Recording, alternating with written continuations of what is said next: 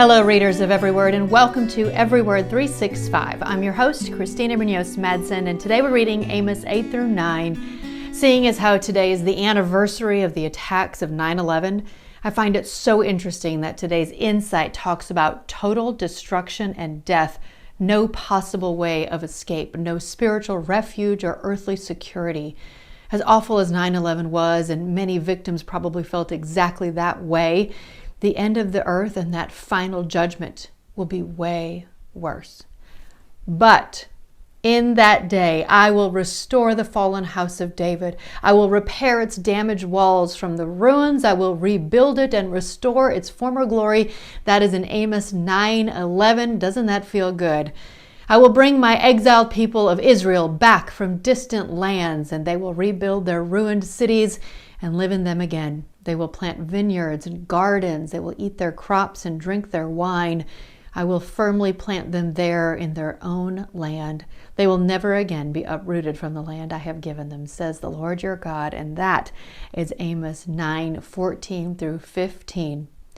Remember, God's promises will always come to pass. And no matter how bad the death and destruction seem on this earth, they are just battles.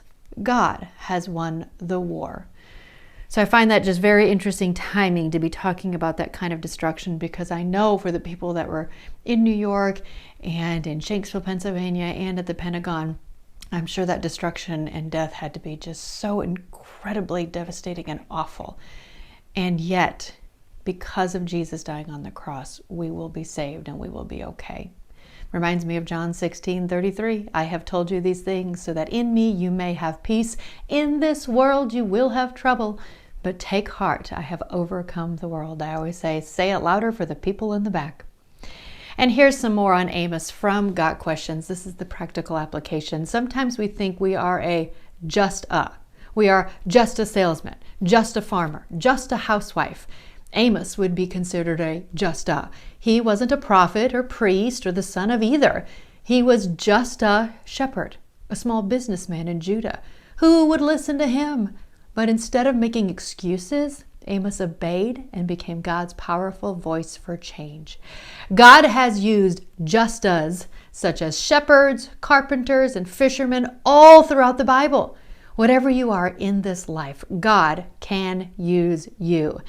Amos wasn't much. He was just a servant for God. It is good to be God's justa. Again, that's from Got Questions, and I think it's so helpful and so perfect and fitting, and I hope none of us consider us just whatever we are. Also including a link from Got Questions on what we can learn from Amos. Those are always so good and so insightful. And more on Amos 8:7, if it jumped out to you. The pride of Jacob was mentioned. Now, I'll be honest and say it's not exactly known what is meant, but I'm sharing a link that talks about what could be meant by that. And of course, the Bible Project's overview video on Amos, because we wrapped up another book. So congratulations, round of applause, pat yourself on the back.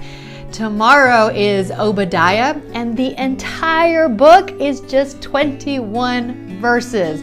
Wow, I think we can all do that and probably have a lot of time left over, maybe to do some catching up with some of those paper clips. Happy reading! On the 7th day of our trip to Greece with Travel with Friends, we visit the Meteora monasteries, perched upon the summits of gigantic rocks which have been etched into a variety of strange shapes. The history of the Meteora goes back to the 11th century AD. Apart from portable icons, miniatures, ecclesiastical robes, utensils, and crosses, all of them excellent examples of Byzantine art. The Meteora monasteries also contain rare editions and manuscripts. We then continue for Thessaloniki. Send me a message if you want to know all about this trip to Greece in 2025 with Travel with Friends.